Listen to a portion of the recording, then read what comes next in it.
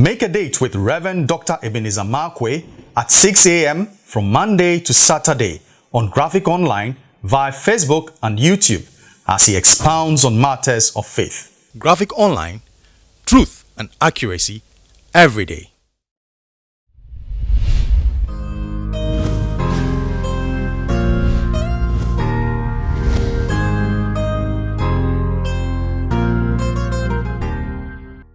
My name is Reverend Dr. Ebenezer Markwei of Living Streams International.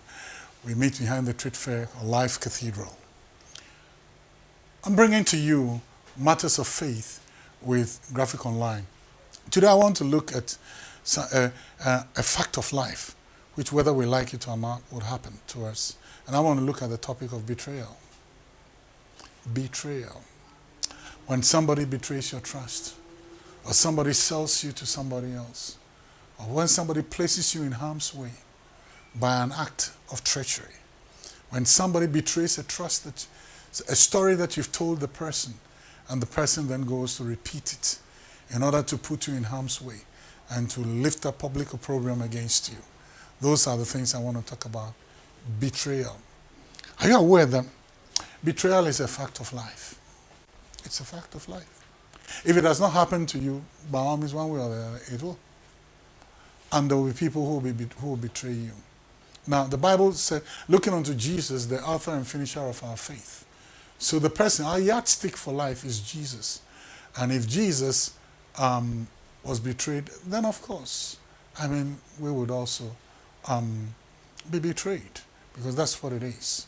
Betrayal is when there's something that you might have committed to that person, or a trust reposed in that person is shattered by an act of that person, a sellout to other people that lowers who you are in the sight of those people and makes you an object of public ridicule, or harm your status, harm you personally, or something like that. When I was reading the story in Luke chapter 22, you remember the story, and then John 13, I found some very interesting things over there. Now, Jesus sits at table with his disciples, and then he says, look, someone is going to betray me. Someone is going to betray me. And the way Jesus said it, it wasn't nice. It made everybody there depressed. Betrayal is a very depressing thing. And betrayal is something that really saddens you.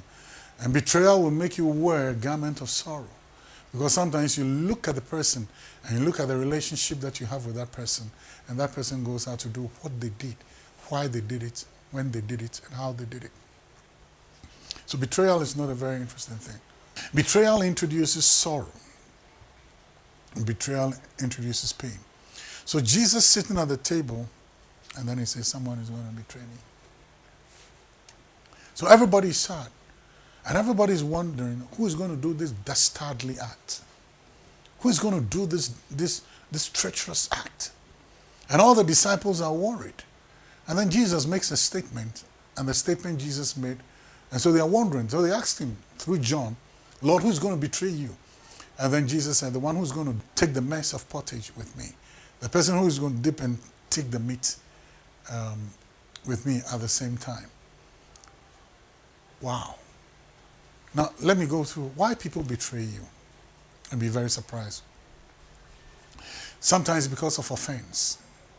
Judas was offended when they poured the alabaster box of oil upon Jesus, and he was then saying this thing could have been sold for 30 pieces of silver, and he was a thief, so he was thinking about how he was going to get and also to Judas. Also, you remember, he was from Iscariot, where they were nationalists, believing that the Messiah that was coming was going to be a physical Messiah who was going to rescue them from the holds of the Roman Muslim. So the fact that Jesus said, I'm not bringing a nationalist kingdom, but I'm bringing a kingdom that's from above, that might also have created offense. And then the offense of the alabaster. So number one, people betray you out of offense. Number two, people betray you for profit. People betray you for profit, if you remember. And then people will betray you out of competition. Now here's the point. if you dip your hands in him. In those days, when a table is served, the big man first will have a taster. There's a taster who comes to taste it, to make sure there's no poison in it.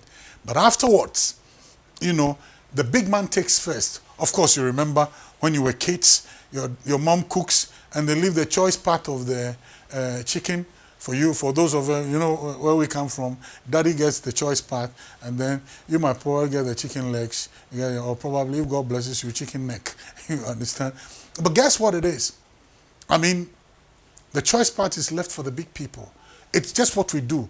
When we go to a party where there's a buffet, the high table serves themselves first. So the man of distinction, the man of authority, the man of this thing serves himself first. So when Judas dipped his hand in the pot with Jesus, he said, we are equal. What is yours is also mine. It's a spirit of competition.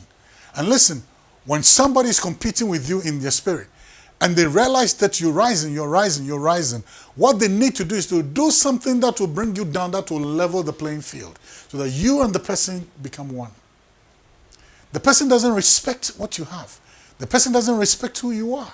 The person is competing with you, and it's hard. That's number one.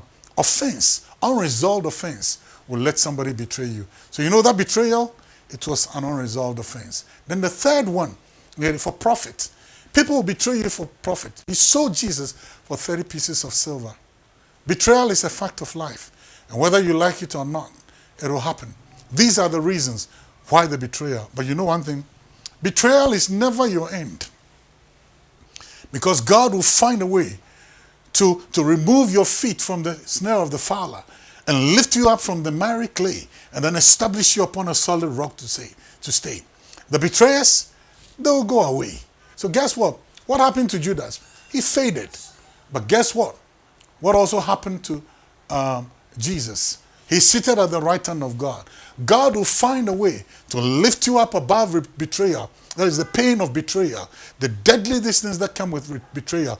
God is going to find a way to lift you high above it. God is going to find a way to promote you. God, what betrayers don't know, when Judas was betraying Jesus, he thought he was finishing with him. No, he was rather pushing him towards the throne. He was rather pushing him towards the fulfillment of his destiny call. So guess what? Don't be afraid. Let them betray you. It will happen out of offense, out of competition, and out of profit. But who cares? Out of jealousy, whatever it is, God will find a way to lift your head up. God will find a way to crown you like he crowned Joseph. So you know what? Betrayal is a fact. But you shouldn't be afraid of it, because he's bigger than the betrayal. God bless you. See you the next time.